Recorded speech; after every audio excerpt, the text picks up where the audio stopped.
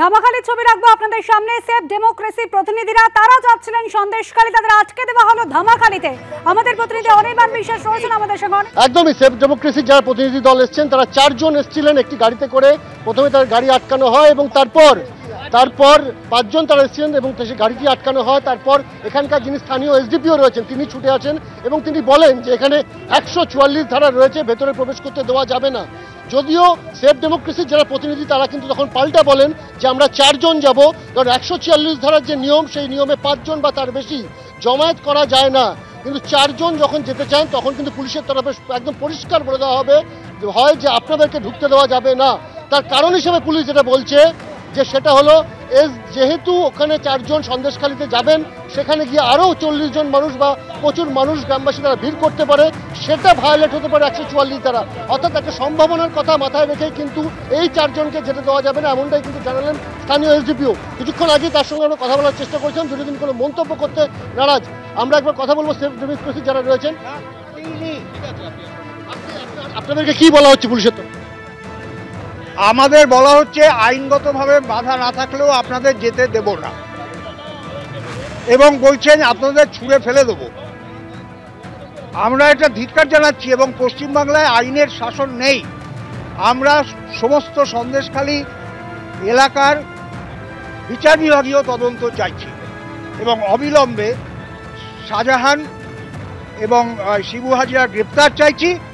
আর এই পুলিশ যাদের এখানে মোতায়েন করা হচ্ছে, বহাল করা হচ্ছে, তাদের এখান থেকে সরিয়ে দিতে চাইছি। একটা জিনিস বলুন, আপনারা যখন 4 জন যেতে চাইলেন, 144 ধারা নিয়ম অনুযায়ী 4 জন যেতে পারে, 5 জন নয়, সেই জায়গায় পুলিশের তরফে কি বলা হচ্ছে যেতে দেব না, কোনো কারণ নেই, আমাদের সিদ্ধান্ত যেতে দেব না। আপনাদের সামনে জিজ্ঞাসা করছি, আমরা 4 জন যে গেলে কি আপনি যেতে দেবেন? আপনাকে যা বলার বলে দিয়েছি। আপনি নিজে বলুন।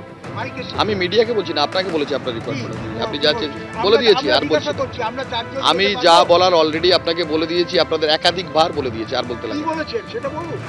অর্থাৎ আমরা দেখতে পাচ্ছি স্থানীয় যিনি এসডিপিও রয়েছেন তিনি পরিষ্কার জানিয়েছেন 4 জন গেলে ভেতরে আরো অনেক মানুষ জমায়েত হতে পারে এবং সেক্ষেত্রে 144 ধারার যে আইন সেটা লঙ্ঘন করা হতে পারে। বোঝাই যাচ্ছে পুলিশের পক্ষ থেকে বলা হচ্ছে 4 জন যেতে চাইলেও এই সেভ ডেমোক্রেসির প্রতিনিধিদের কোনোভাবেই যেতে দেওয়া হবে না সন্দেশখালীতে, যদিও আইনগতভাবে কোনো রকম বাধা নিষেধ নেই, সেটাও বলছেন তিনি।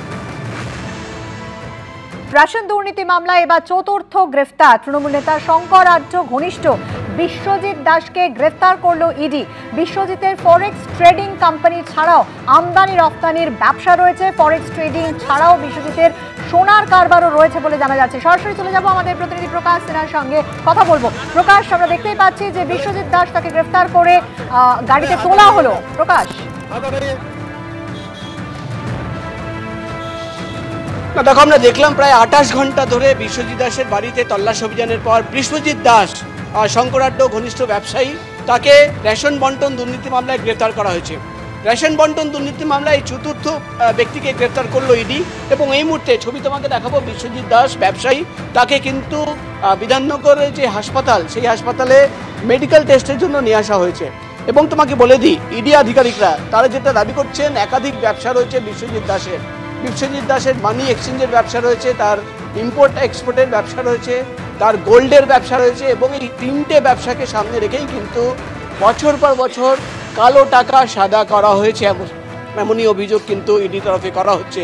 এবং তোমার মনে থাকবে, ইডি আধিকারিকরা যেদিন শঙ্কর আঢ্যকে গ্রেফতার করা হয়েছিল, কোর্টে দাঁড়িয়ে তারা দাবি করেছিলেন রেশন বন্টন দুর্নীতি টাকার অঙ্ক হচ্ছে 20,000 কোটি টাকা এবং তার মধ্যে 10,000 কোটি টাকা জ্যোতিপ্রিয় মল্লিকের টাকা এবং সেই টাকা বিদেশে পাচার করা হয়েছে, দুবাইতে পাচার করা হয়েছে।